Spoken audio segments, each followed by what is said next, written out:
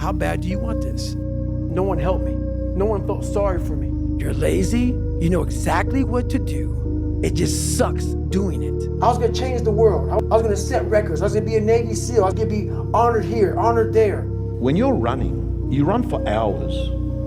Days. What days?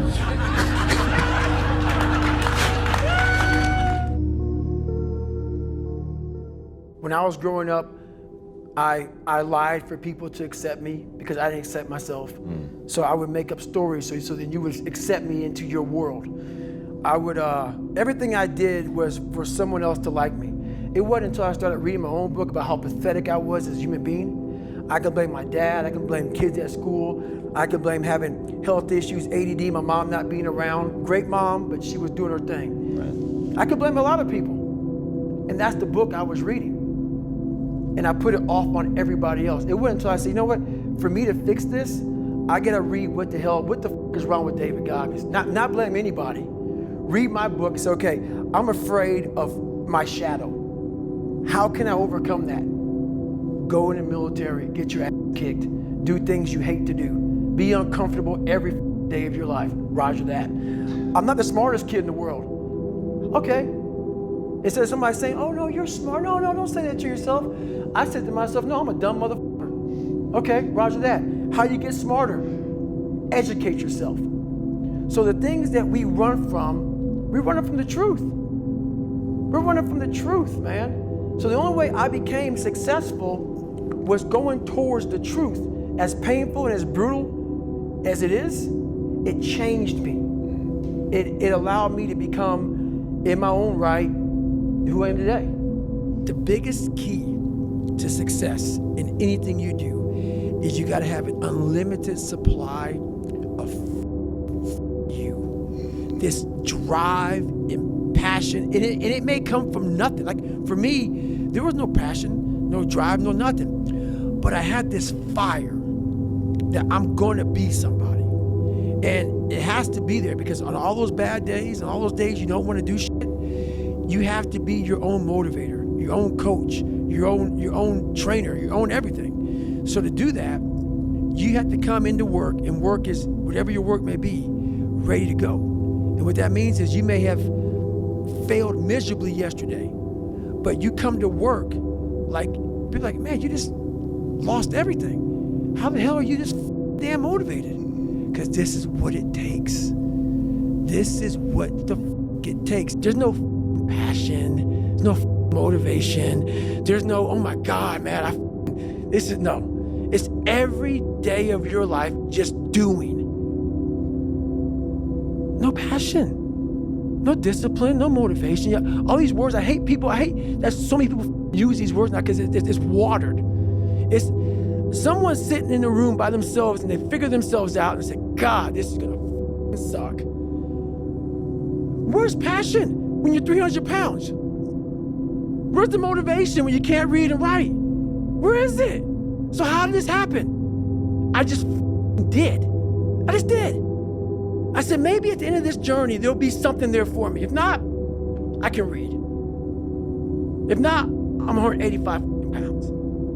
There's no magic potion. There's no, oh, let me wake up and look at some, no. All those words are overused. They're bullshit. It's all bullshit. Just do. You're living. How do you want to live? How do you want to die? How do you want to be remembered? That's it. That's it. Period. I had to figure out I wasn't going to be a punk kid all my life. So the only way I could turn it around was to suffer.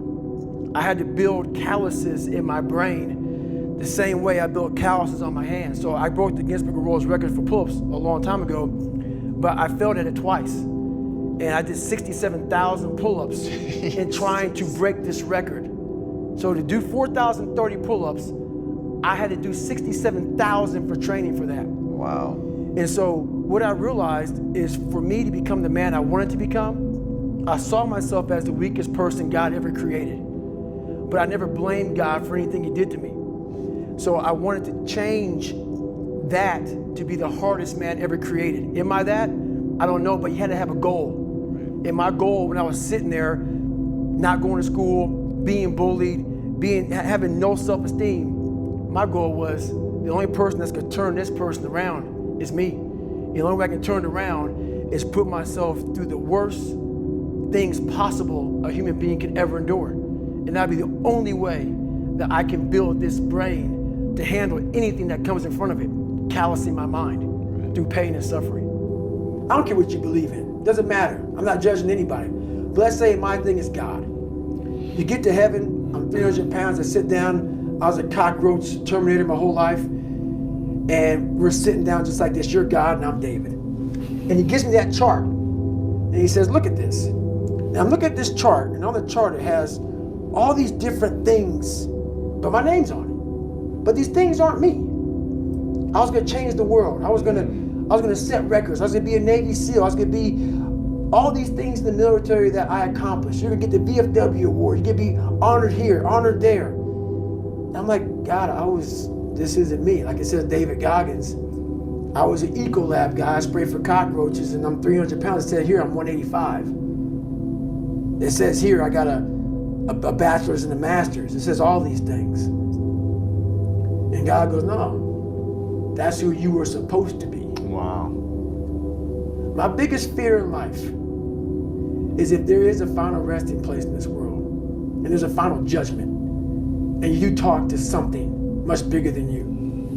I don't want to sit down and have a conversation with someone with something that says, you're in heaven. This is what you should have been on earth. And are you really in heaven now or are you in hell? Thinking about how much I left on the table for fear, for not willing to go over the wall and over the next wall and over the next wall. So in my mind, I believe that. And God knows all. At least I believe that.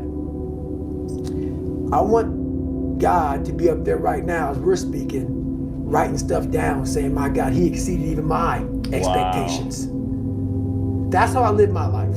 I now know that there is no cap on the human mind. There's no cap. We cap it ourselves. How bad do you want this?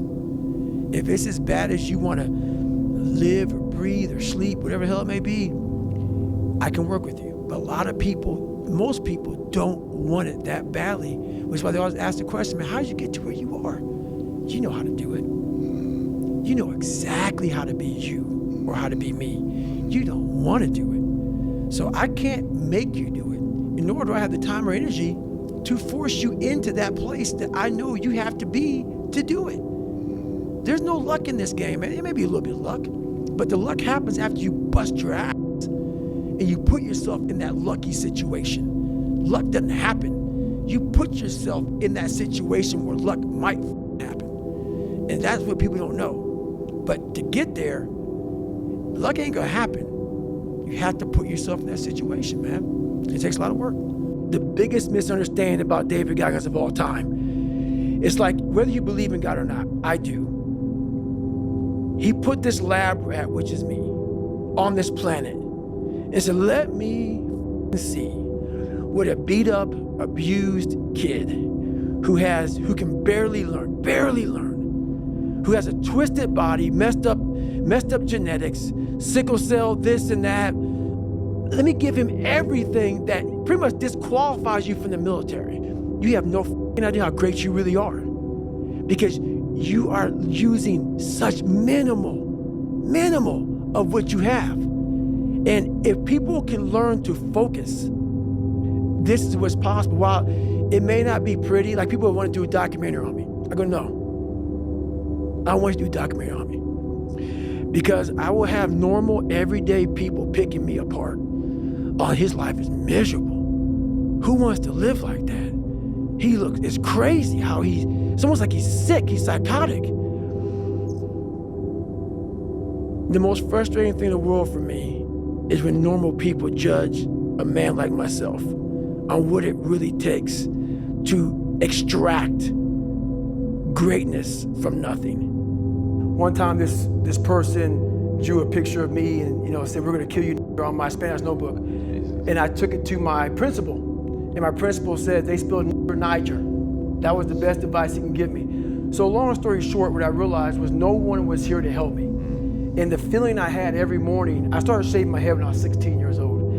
And the feeling I had every morning when I looked in the mirror was horrible. And I didn't want to feel like that anymore. And how I felt was a kid going nowhere, a kid that was scared. And most kids will accept that and look for help. But the best thing that happened to me, no one helped me. No one felt sorry for me. No one looked at me and said, like this day and age, they'll take you in and they'll tell everybody, stop picking on this person. Back then, they didn't care. A real person, a real alpha, a real go-getter, they ain't saying about nobody. Correct. That's why you will never, ever hear me dropping somebody's name, running my mouth about somebody.